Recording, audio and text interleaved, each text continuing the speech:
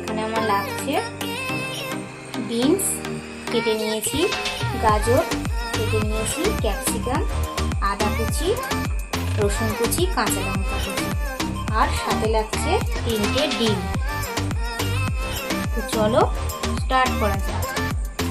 তো আমি এখানে বাসমতি চাল 600 গ্রাম নিয়েছি। ভাতটা আমি আগে থেকে বসিয়ে দিয়েছি।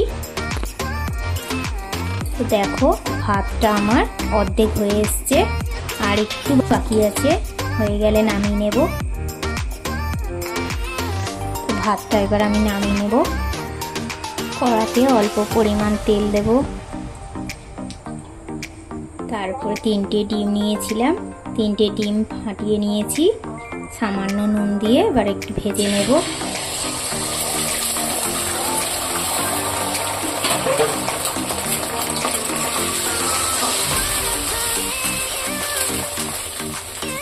ডিমটা ভাজা হয়ে এসছে, এইভাবে কুচিয়ে নেব। এবারে নামিয়ে নেব। ওই কড়াইয়ের মধ্যে আবারও সাদা তেল দেব,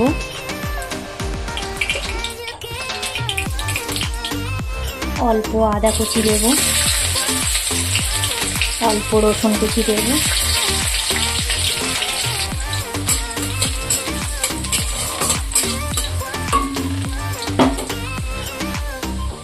দেব গাজর, বিনস, কাঁচা লঙ্কা,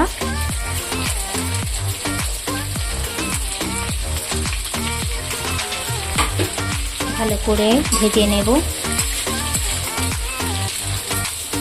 এর মধ্যে দিয়ে দেব ক্যাপসিকাম কুচি,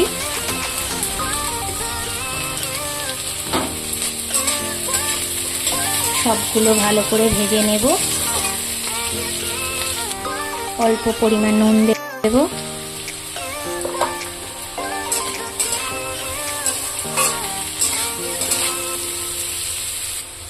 অল্প পরিমাণ গোলমরিচ গুঁড়ো দেব,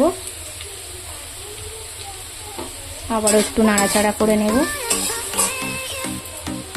ভাজা হয়ে গেছে, এর মধ্যে এবার দিয়ে দেব 2 চামচ ভিনিগার,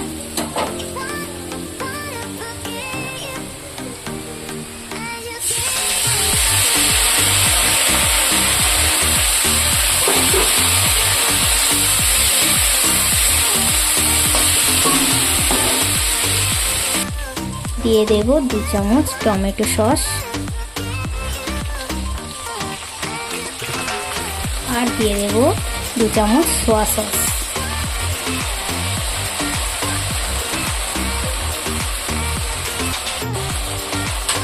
ভালো করে নাড়াচাড়া করে নেব।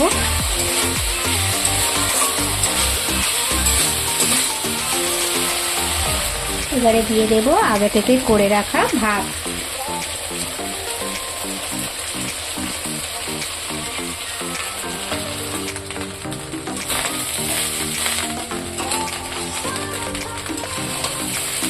ভালো করে নাড়াচাড়া করে নেব। তারপরে দিয়ে দেব ডিম ভাজা, আগে থেকে ভেজে রাখা ডিম।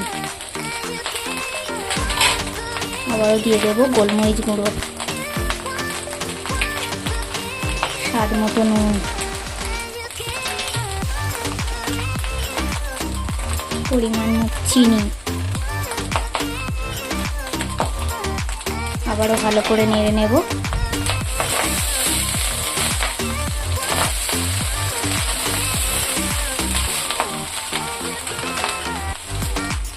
দেব 1 চামচ ঘি,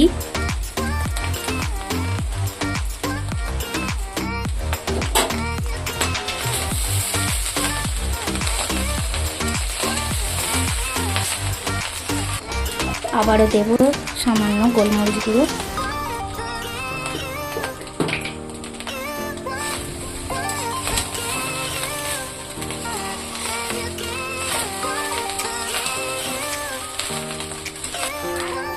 রেডি হয়ে গেল ফ্রাইড রাইস।